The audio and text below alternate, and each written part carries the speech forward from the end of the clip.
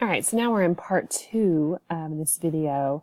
The free version of Screencast-O-Matic only will let you make a 15-minute video, which is good to know, which is a very long video anyways.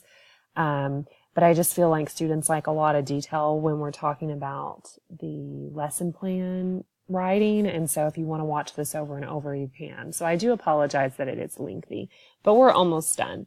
So here, you kind of go back through your steps of activity and think, okay, did I do everything?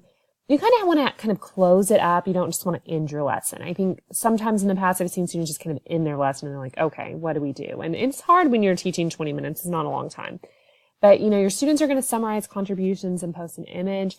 One way maybe to kind of close up your lesson is have some students share their TimeToast timeline.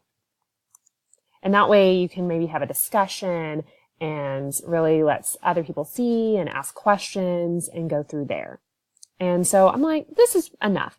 Now, if this is an intro level course, and for me, I need very little because I'm going to see this lesson and I'm just trying to introduce you slowly. As you get into other education courses, you're going to put a lot more detail in your lesson plan. There's a lot more components.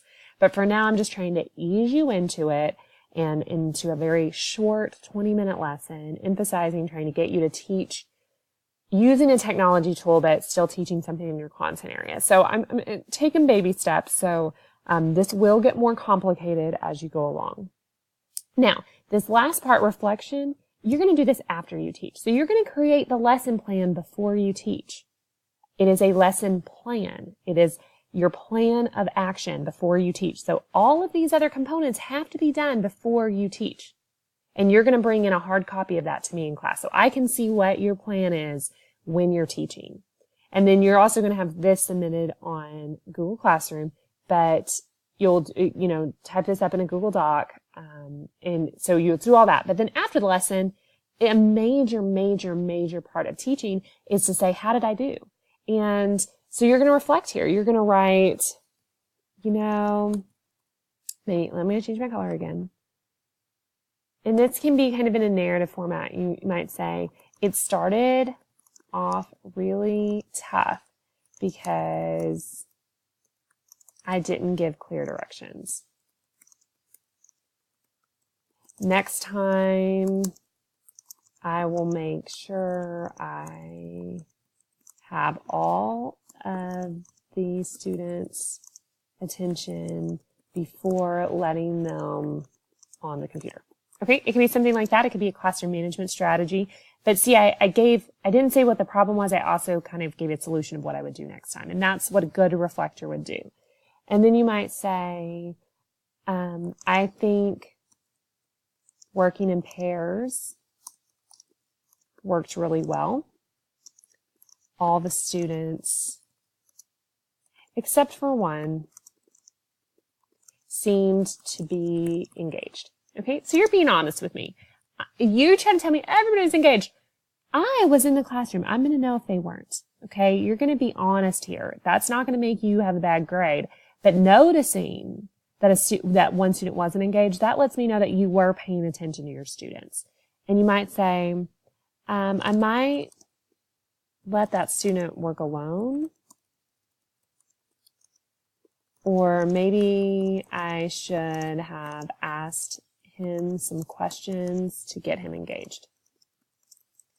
So you're actually trying to reflect and say some things, okay? And you can just go on from there, dot. Like, you're going to keep writing. I'm not going to give you any more examples, but then you might talk about, did you not have enough time, or should you have spent more time on something?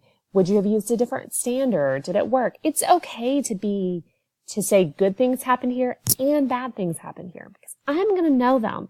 And really what I want to see is that the things that I'm writing down, that you're writing down the same things, that you're recognizing where your weaknesses were and where you can improve on.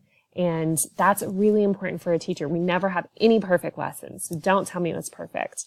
In the directions for the lesson plan, there are specific reflection questions, and that can kind of help guide you to know what you would need to do. So that's there. That's your sample lesson plan. That's kind of the expectation of what you'll turn in, and your reflection will be longer, but the more space you need, these boxes will grow. And as you're working on it, if you have questions, let me know. But really what you should just be focusing on is, exploring your tool, finding a content standard that could align to that, and really just coming up with an activity, a 20-minute activity, or, that students can do in your class. Major thing is that you want your classmates to be engaged. You want them doing the activity. You don't want to be standing up there, you doing time tests for 20 minutes. You want them using the tool. All right. If you have questions, let me know. Have a great day.